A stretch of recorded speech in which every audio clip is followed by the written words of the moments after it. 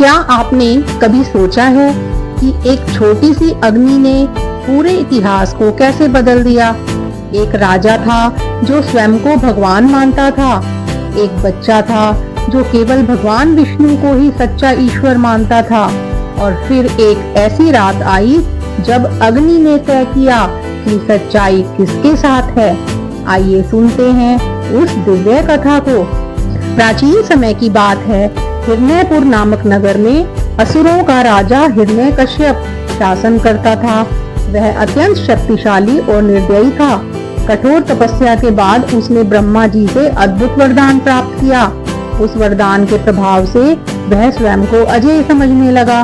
धीरे धीरे उसका अहंकार इतना बढ़ गया कि उसने पूरे राज्य में घोषणा करा दी कि उसके अलावा किसी अन्य देवता की पूजा नहीं की जाएगी, क्योंकि वह स्वयं को ही भगवान मानने लगा था।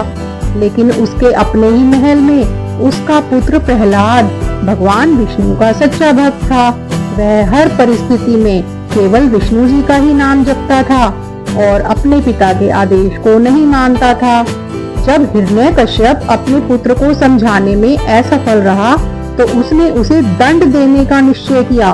उसने अपनी बहन होलिका को आदेश दिया कि वह प्रहलाद को आग में लेकर बैठे, क्योंकि उसे आग से न जलने का वरदान प्राप्त था।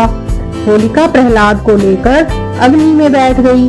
उसे विश्वास था कि अग्नि उसे नुकसान नहीं पहुंचाएगी, लेकिन प्रहलाद शांत मन से भगवान विष्णु का स्मरण करता रहा। कुछ ही समय में परिस्थिति बदल गई। अग्नि ने होलिका को जला दिया, जबकि प्रहलाद सुरक्षित बाहर आ गया। इस घटना ने सभी को यह दिखा दिया कि सच्ची भक्ति की रक्षा स्वयं भगवान करते हैं। जब प्रहलाद बिना रुके भगवान विष्णु का नाम लेता रहा तो क्रोधित होकर राजा ने उससे पूछा कि उसका भगवान कहाँ है। प्रहलाद ने शांत भाव से उत्तर दिया कि भगवान हर स्थान पर उपस्थित हैं। राजा ने क्रोध में आकर स्तंभ पर प्रहार किया।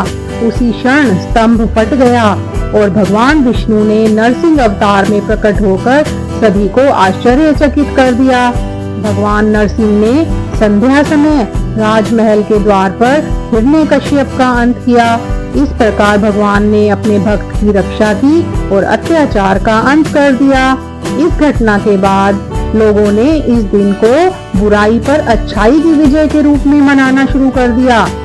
होली हमें सिखाती है कि सच्ची आस्था, धैर्य और सत्य अंत में विजय प्राप्त करते हैं, चाहे परिस्थितियां कितनी भी कठिन क्यों ना हो।